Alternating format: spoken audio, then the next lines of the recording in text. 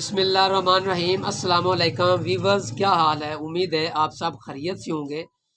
मैंने आपसे वादा किया था कि कचनार की जो नेक्स्ट वीडियो बनाऊंगा उसमें आपको एक ऐसी बीमारी के मतलब बताऊंगा जो पहले व्लॉग में मैंने नहीं बताया था। वो है कैंसर के इलाज के मतलब।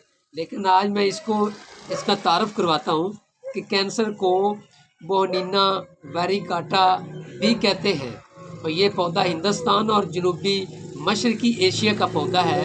पौधे के कई सेहत के फ़ायदे भी हैं। कचनार में फ्लोराइडा और दीगर मरकबात भी होते हैं जो सोजश को कम करने में मददगार साबित होते हैं। सबसे पहले इसमें जिक्र करता चलूँ कि गैंठिया के इलाज के लिए भी ये बहुत मुफीद है और दमा जैसे हालात में भी मददगार साबित हो सकता है। कचनार एंटी ऑक्सीडेंट्स से भरपूर होता है जो जिस्म में रेडिकल से होने वाले नुकसान को ख़त्म कर देता है। इससे कैंसर और दिल की बीमारियों जैसी दायमी बीमारियों के ख़तरे को कम करने में मदद मिल सकती है।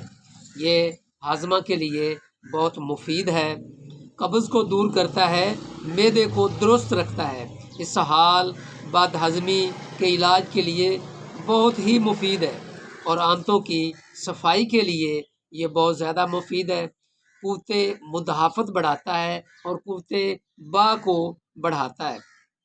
कचनार में ऐसे मुरक्बात होते हैं जो मुदाफ़ती निज़ाम को बढ़ाने में मदद कर सकते हैं। इससे जिस्म को इन्फेक्शन और बीमारियों से लड़ने में मदद मिल सकती है। कचनार का इस्तेमाल रवायती है और ये दवाइयों में बहुत ज़्यादा इस्तेमाल होता है। एक दवाई का नाम है एक्ज़ेमा। उसके बाद चंबल में इसके बहुत ज़्यादा फ़ायदे हैं और मुहासों के इलाज के लिए भी इसको खाया जाता है और ये जल्द को नरम कर देता है और सुकून बनाता है और सोजश को कम करता है।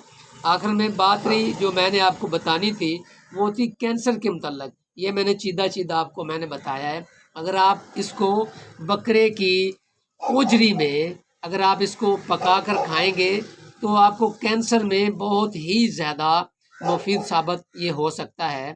तो मेरी जो वीडियो भी जो व्लॉग वाले भी देखें वो इसके ऊपर सर्च कर लें। अल्हम्दुलिल्लाह मैं करेक्ट कहता हूँ, आप गूगल पे सर्च करके देख लें। अगर बकरे की चर्बी में इसको पका कर खाया जाए तो ये बहुत ज़्यादा मुफीद है।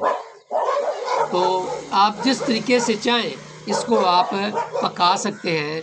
इसको सबूती भी पका सकते हैं, साबुत भी, और इसको दबा कर भी पका सकते हैं।